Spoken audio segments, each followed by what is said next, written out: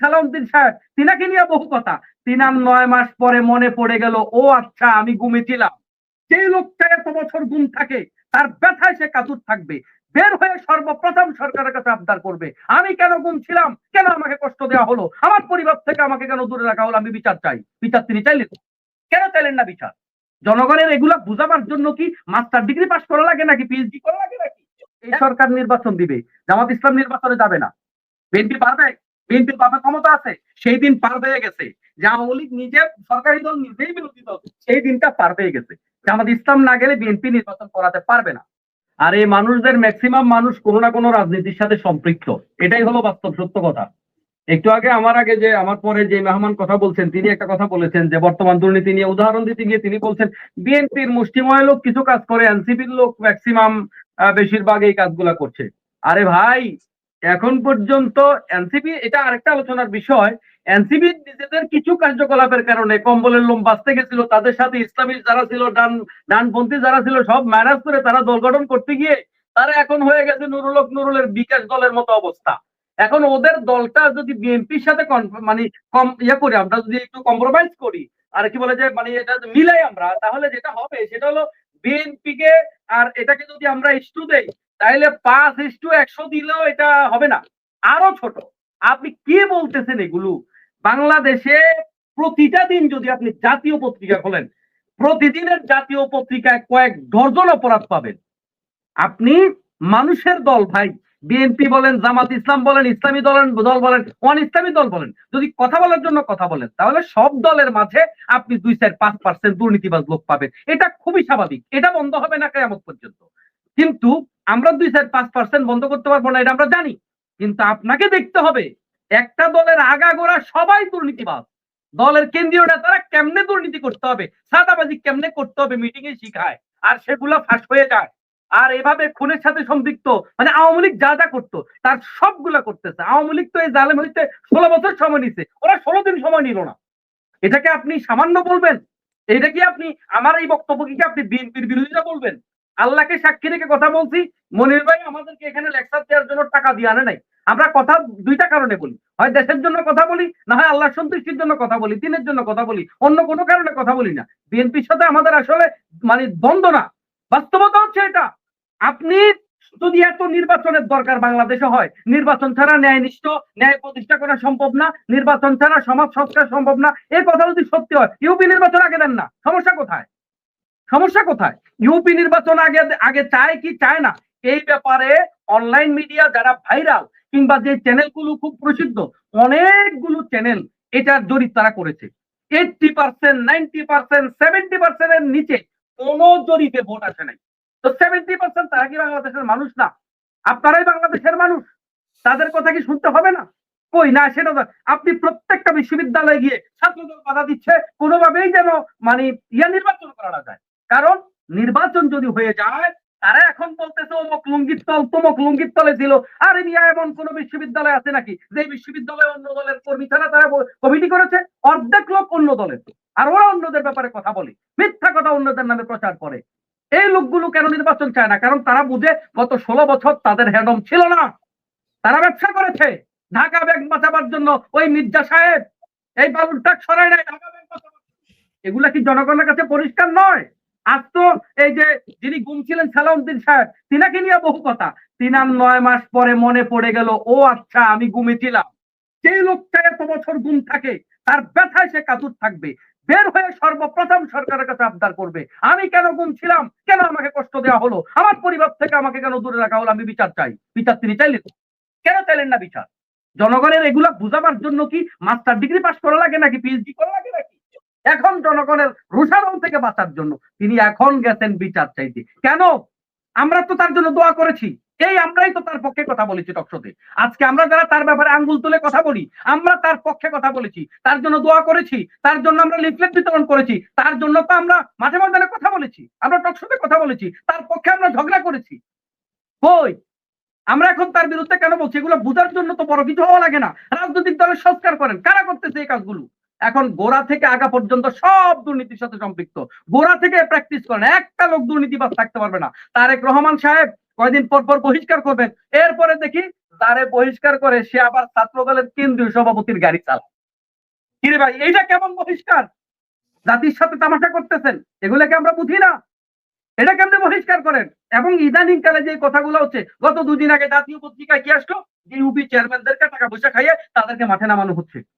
এবং এই যে এক ঘটনা ঘটলো, কোন মেয়েকে কে লাথি দিয়েছে, সাবেক কোন শিবির করা শিবিরের কোন কর্মী, সাবেক, বর্তমান শিবিরের কেউ না, ওইটারে শিবির হিসেবে প্রচার করছে এবং লাথি নিয়ে কথা বলছে। অথচ পত্র পত্রিকায় গত 9 মাসে এরকম কয়েক দর্জন ঘটনা আছে নারীদেরকে হেনস্থ করার। ওইটা নিয়ে বিএনপি ছাত্র দলের মিছিল কোথায়? মিছিল কোথায়? অথচ তাদের উপরে যতবার ছোট কোনো একটা আঘাত আসছে, বেগম জিয়ার উপরে যখন ছোট কোনো আঘাত আসছে, প্রত্যেকটা ব্যাপারে তো বিএনপির বিপরীতে জামাত ইসলামকে আমরা কথা বলতে দেখেছি, তাদের হয়ে কথা বলতে দেখেছি, গরম দেখাতে দেখেছি। আজকে ভাঙনের সংস্কৃতি কারা চালু করলো? যদি কথা বলতে হয়, সবার আগে এটা শুরু করেছে বিএনপি। কেন? 2 দিন গেল না, আপনাদের পিঠের চামড়া যে উঠাইছে এখনো তো দাগ যায়নি, কেন আপনারা এগুলো শুরু করলেন? আসেন না আমরা সবাই মিলে দেশটাকে সুন্দর করি। জামাত ইসলাম কি বলছে আমরা নির্বাচন চাই না? এখন আমরা যদি বলি ঠিক আছে বিএনপি নির্বাচন চায়, তত্ত্বাবধায়ক সরকার বলি আর আমরা ইন্টারিম গভর্নমেন্ট বলি, যে যে ভাষায় সম্বোধন করি, এখন এই সরকার নির্বাচন দিবে, জামাত ইসলাম নির্বাচনে যাবে না। বিএনপি পারবে? বিএনপির বাপের ক্ষমতা আছে, সেই দিন পার হয়ে গেছে। যে আওয়ামী লীগ নিজে সরকারি দল, নিজেই বিরোধী দল, সেই দিনটা পার হয়ে গেছে। জামাত ইসলাম না গেলে বিএনপি নির্বাচন করাতে পারবে না। আমরা বলি এই তর্ক বিতর্কের ঊর্ধ্বে উঠে এসে রাজনৈতিক ভিন্নতা থাকবে, এটা এটা সৌন্দর্য, এটা দোষের কিছু নয়। দুনিয়ার প্রত্যেকটা মানুষ আলাদা মন মানসিকতার, আলাদা চিন্তাধারার, বিভিন্ন রকমের রাজনৈতিক দল এখানে আছে, থাকবে, কিন্তু আছেন না। সবাই মিলে জাতীয় কষ্টে আমরা একই, আমাদের শত্রু করে আমরা চিহ্নিত করি। আমার ভাষা, যেই ভারত আমাদেরকে 16 বছর জুলুম করেছে, পানিতে মেরেছে, ভাতে মেরেছে, কষ্ট দিয়েছে, আমার আপনার ভাইয়েরা, আমার আপনার বোনেরা কষ্টে ছিল, নির্যাতিত ছিল। এই যে ছাত্র দলের বিষয়ে একটু কথা বললাম, যখন কুষ্টিয়াতে জামাত ইসলামীর মা বোনদেরকে, এই পর্দা ভূষিতা করা মা বোনদেরকে পিটাইছে ছাত্রদল নিজেরা, তখন মিছিল কোথায় ছিল? কোথায় ছিল তাদের মিছিল? তার মানে এগুলা কি কোনো কথা? এবং একটা বিশ্ববিদ্যালয়কে তারা স্থির থাকতে দিচ্ছে না, এখনই পর্যন্ত ছাত্রদল করে, ছাত্রদলের নেত্রীরা ওই ছাত্রীদেরকে মানে হল থেকে বের করে দিচ্ছে। এগুলা কি শুরু হয়েছে? এখন এগুলা ক্ষমতায় যাওয়ার আগের চিত্র। এখন আমাদের কি বুঝতে কষ্ট হচ্ছে ক্ষমতায় গেলে কি হবে? এখন আমরা এগুলা বললে অনেকে বলে আপনারা নির্বাচন চান না, আসলে নির্বাচন চাই, কিন্তু এগুলা দেখে আমরা সাধারণ মানুষ যারা, আমরা কোন দলের বড় কেউ না, আসলে আমরা এই দেশকে ভালোবাসি, এর বেশি কিচ্ছু না। এজন্য জীবনের ঝুঁকি নিয়ে, এখন তো বসন্তের কোকিল অনেকেই মিডিয়ায় কথা বলে, আমরা যখন কথা বলেছি অনেকে কথা বলিনি, জীবনের ঝুঁকি নিয়ে কথা বলেছি দেশটাকে ভালোবেসে। আমরা চিল্লাই দেশটাকে ভালোবাসার কারণে। তো আমরা এখন ক্ষমতায় না গিয়ে যদি অবস্থা হয়, ক্ষমতায় গেলে কি তারা দেশকে ভালো রাখবেন, এই বিশ্বাসকে আমরা করতে পারি? আর এই যে আজকে 25 বছর বাংলাদেশে নির্বাচনের মতো নির্বাচন নাই, এই জায়গায় এই সরকারে দেখেন আওয়ামী লীগ সব দখল করে রেখেছে। এখনো পর্যন্ত ইচ্ছা করলে এই সরকার সবাইকে বাতিল করতে পারবে না। ওই যে বললাম, বাতিল করতে গেলে কম্বলের লোম উঠানোর মতো হয়ে যাবে। এখন এই মুহূর্তে তো এই নির্বাচন কমিশন, এই 25 বছর নির্বাচন হলো না, এই নির্বাচন কমিশন কতটা সক্ষম জাতীয় নির্বাচনটা নিরপেক্ষভাবে গ্রহণযোগ্যভাবে করানোর জন্য, এটা টেস্ট করা খুবই জরুরি, খুবই জরুরি। কারণ এই 25 বছর পরে আবার আগের এই স্বৈরাচার কিংবা আগের যে ভাঙ্গন, এরকম বাংলাদেশ আমরা দেখতে চাই না।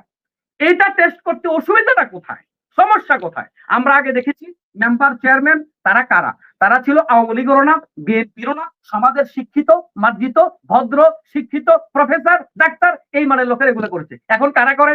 এখন ফুইট্টাখোর যারে কয়, সয়েন্সিখোর যারে কয়, গাঁজাখোর যারে কয়, ইয়াবাখোর যারে কয়, ওরা এখন হয় মেম্বার, ওরা কাউন্সিলর, ওরা চেয়ারম্যান, ওরা হচ্ছে এগুলো। শিক্ষিত লোক এগুলোতে আসে না। কেন আসে না? কারণ হচ্ছে সব রাজনৈতিক বিবেচনা হয়, টয়লেটটা পর্যন্ত রাজনৈতিক বিবেচনায় বন্টন হয়। এগুলার কারণে এগুলাতে ভালো লোক আসে না। যদি এটা হতো, আর ইন্টারিম গভর্নমেন্ট যেটা প্রস্তাবনা এনেছে, যদি প্রত্যেকটা চেয়ারম্যানের জন্য যদি কমপক্ষে চেয়ারম্যান মাস্টার্স পাস, মেম্বারি করে যদি বিএ পাস করে দেওয়া হয়, এরপরে যদি সুস্থভাবে একটা সুন্দর নির্বাচন দেওয়া হয়, নিরপেক্ষভাবে দেশের সাধারণ মানুষের মহব্বতের ভালোবাসার মানুষগুলো যদি জনপ্রতিনিধি হয়, তখন আমরা তার উপর আস্থা রাখতে পারবো। এরপরে একটা সুন্দর নির্বাচন হলে এই নির্বাচনটা মানুষের কাছে গ্রহণযোগ্য হবে। এখন হ্যাঁ, আমি শেষ করেছি। লোকাল কোন নির্বাচনই চাচ্ছে না, কোন নির্বাচন তারা চাচ্ছে না, শুধুমাত্র ডাইরেক্ট জাতীয় নির্বাচন। তখন এর দ্বারা কি বোঝা যায়? এর দ্বারা বোঝা যায় যে এখন যে আমরা সাদাবাজি করতেছি, আর্মি মাঝে মাঝে পিঠা, এই পিঠা নিয়ে আমরা আর খাইতে রাজি না, আমরা একটু ডাইরেক্ট সাদাবাজি করতে চাই। এটা বুঝতে কি কোনো অসুবিধা হয়? এরপরে এক ভাই যে কথাটা বলেছেন, আমি একটু প্রশ্নের একটু ছোট্ট করে জবাব দেই। তিনি কোনো উন্নয়ন দেখেন না, তিনি দেখেন নাই খালেদা জিয়াকে চিকিৎসা করতে দেওয়া হয়নি, তিনি বাবরকে দেখেন নাই এত বছর পঙ্গু করে রাখা হয়েছে পিটাইয়া? তিনি দেখেননি সালাউদ্দিন সাহেব যে গুমের নাটক করেছে? জনগণ বলে, আমি বলি না, জনগণ বলে। এই সালাউদ্দিন সাহেব কি বের হতো, আসতো যদি সত্যিকার অর্থে তিনি যদি সত্যিকার অর্থে গুম হয়ে থাকে? এরকম কত হাজার ভাইরা তাদের মামলা মুক্ত হয়েছে বিএনপি ভাইদের। এটা কি পাওনা নয়? এটা কি হতো? এই জন্য আমি বলবো, আসুন আমরা ভেদাভেদ ভুলে আমরা একটা সুন্দর বাংলাদেশ গড়ি ভাই। আর দলের সংস্কার আমরা করি। আমার দলে কোনো দুর্নীতিবাজ থাকবে না। এটা মানুষকে দেখাবার জন্য কোনো বহিষ্কার নয়, স্থায়ীভাবে তাকে বহিষ্কার করতে হবে, তাকে শাস্তির আওতায় আনতে হবে। দলের সভাপতি তাকে থানায় গিয়ে অ্যারেস্ট করায় দিতে হবে, তাহলে আমাদের এখানে সংস্কার হবে। এই দলের সংস্কার না করে, দলের ভিতরে গণতন্ত্রের চর্চা না করে দেশে গণতন্ত্র মোটেও সম্ভব না। যেই লাউ সেই কদু হয়ে যাবে, কদিন পরে আবার আমরা মারামারি করবো, কামড়াকামড়ি করবো, দেশের অবস্থার 12টা বাজবে।